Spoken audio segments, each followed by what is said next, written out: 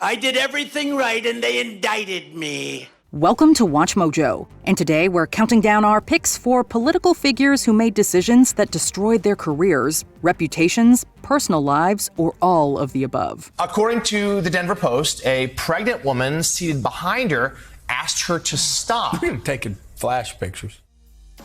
Number 10, John Edwards. This North Carolina senator rose to national prominence as John Kerry's running mate for the 2004 U.S. presidential election. Following that loss, Edwards made a play for the 2008 Democratic nomination, although his political aspirations diminished when the National Enquirer reported that he had fathered a child with a campaign worker. Edwards told a TV interviewer yes and no. Yes, he'd had an affair with Hunter. No, he wasn't the father of her child. While Edwards admitted to having an affair with Rielle Hunter, he initially denied being the father of her daughter, before eventually coming clean about that too. Now, John Edwards is changing his story, admitting that while he ran for president of the United States, he had in fact fathered a child with his mistress. In 2011, a year after separating from his now deceased wife Elizabeth, news broke that Edwards spent over $1 million in campaign funds covering up the affair. Indicted, Edwards dodged the 6 felony charges against him, but his political career was over, returning to law in disgrace. I did an awful lot that was wrong.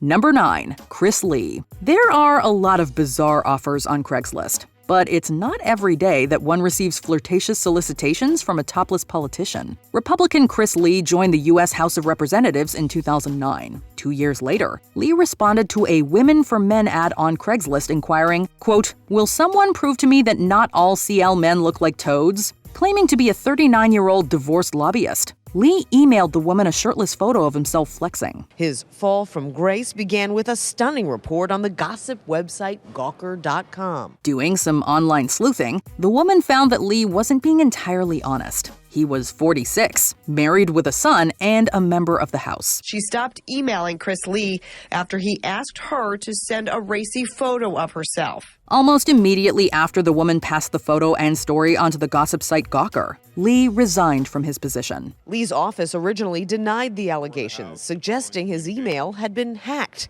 But by yesterday afternoon, his resignation was being read on the House floor. Number 8, Mark Foley. This Republican served as a House member for over a decade until his image imploded in September 2006. It was reported that Foley sent lewd emails and instant messages to underage congressional pages. But according to several former congressional pages, the congressman himself used the internet to engage in sexually explicit exchanges. Some accusations were as recent as 2005, while others went back to 1995. Realizing he'd be expelled anyway, Foley tendered his resignation. After 2 years, Florida officials chose not to charge Foley, citing the statute of limitations and insufficient evidence. The FBI also decided against seeking charges, but Foley reflected on the experience, saying, quote, "My life was over." In a statement, he said he was deeply sorry and apologized for letting down his family and the people of Florida. Foley has since claimed that he was abused during his youth and has come out as gay. He's tried salvaging his career as a radio host, but the allegations remain impossible to overlook. He was at the rally with his 26-year-old boyfriend. Number 7, Larry Craig. Lawrence Craig held multiple offices for over 30 years until he flushed it all down the toilet in 2007. Actually, had Craig merely used the toilet at the Minneapolis-St. Paul International Airport, he wouldn't be on this list. Instead, he engaged in disorderly conduct, unaware that one of his fellow bathroom patrons was an undercover cop. Craig was talking about his arrest at a Minneapolis airport bathroom in 2007 on suspicion of lewd conduct. Arrested, Craig entered a guilty plea and paid a $575 fine. While Craig denies being gay and has stood against LGBTQIA+ rights, multiple men came forward claiming that the Idaho senator had engaged in sexual activity and attempts with them. I am not gay. I never have been gay. Craig planned to resign, although he decided to stay on until 2009 when his term ended. Years later, this incident continues to define Craig's legacy. As the song says, regrets. Number 6, James Traffickant. As Mahoning County Sheriff, Traffickant was accused of accepting bribes and racketeering in 1983. Representing himself, Traffickant beat those charges, going on to join the House. And any man who represents himself is a fool. But if the fool is speaking the truth is still the most powerful thing in America. He became infamous for sporting cowboy boots, wearing a toupee that fooled nobody, and concluding rants by saying, "Beam me up." In 2001, Traffickant was met with more bribery and racketeering accusations in addition to tax evasion and making staffers work on his property. Traffickant again represented himself, but this time he was convicted of 10 felony counts and expelled from Congress. Congress voted 420-1 to expel him after 17 and a half years. From prison, Traffickant unsuccessfully tried running as an independent for a House seat and received support from the KKK's David Duke. He was released after 7 years, but Traffickant died 5 years later in a tractor accident. Former U.S. Congressman James Traffickant has passed away following an accident this week at his family's farm. Number 5. Wilbur Mills. It's hard to discuss this Democrat without mentioning Annabelle Battistella, aka Fanny Fox. Mills had been a member of the House for 34 years when he met Fox at the Silver Slipper Club where she performed. The two entered a relationship, despite both being married. Fox claimed that Mills was willing to leave his wife, and that she terminated a pregnancy to avoid a scandal. That weekend, Mills was quoted as saying, "This won't ruin me, nothing can ruin me." Controversy nonetheless arose when the couple was pulled over following a fight. Fox tried fleeing into the tidal basin, being promptly apprehended. Mills still managed to secure his House seat, but after appearing inebriated at Fox's burlesque show, he resigned as the House Ways and Means Committee's chairman. Mills subsequently pursued treatment, ultimately leaving politics and his foxy fling behind. Mills won the election, but he still had to answer for his unusual activity. Number 4. Kwame Kilpatrick. Some politicians never seem to learn their lesson. Democrat Kwame Kilpatrick was Detroit's mayor when he was met with 8 felony charges, including perjury and obstruction of justice. But his support quickly eroded in the community and on city council. The Wayne County prosecutor slapped him with 8 felony charges. Kilpatrick would violate his bail, spending a night in the pokey. Accepting a plea agreement, Kilpatrick resigned, spent 4 months in jail, and was ordered to pay $1 million. Kilpatrick's legal problems didn't end there. Violating his probation, Kilpatrick was sentenced to 18 months to 5 years. By failing to report assets and turn over tax refunds, the former mayor is sentenced up to 5 years. The former mayor was indicted again for extortion, racketeering, mail fraud, and more, being sentenced to 28 years in 2013. Kilpatrick had served almost 7 years when President Trump commuted his sentence. Released in 2021, Kilpatrick now works as a motivational speaker. Have you met President Trump since you've been out? I have not. I'm looking forward to meeting him one day, though. What are you going to say to him? Thank you.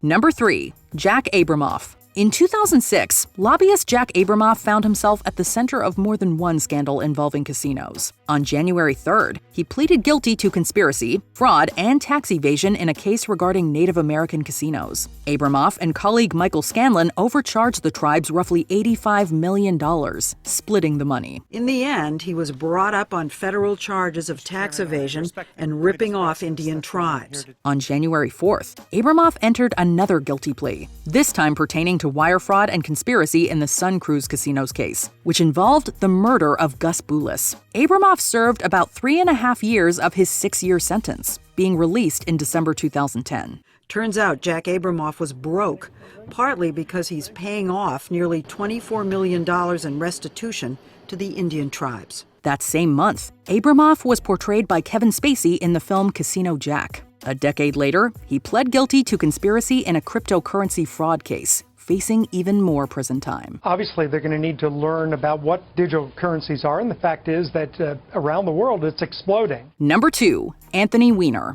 This former House member is every political satirist's dream, and not just because of his last name. Everyone thought they'd heard the last from Anthony Weiner in 2011 following his sexting scandal. Try to make amends to my constituents and, of course, to my family, of course. He resigned that June, but his fall from grace revealed a rock bottom below rock bottom. Trying to make a political comeback in 2013, Weiner found himself engaged in another sexting scandal, losing the mayoral primary with less than 5% of the vote.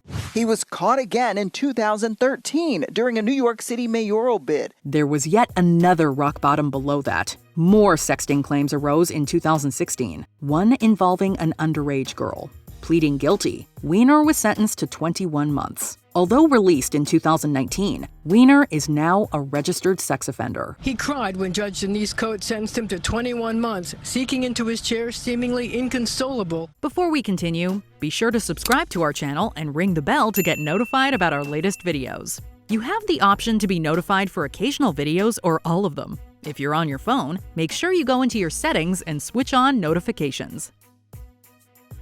Number 1. Donald Trump. What was left of Richard Nixon's reputation was washed away with Watergate, although he had enough dignity to admit defeat. If you count the legal votes, I easily win.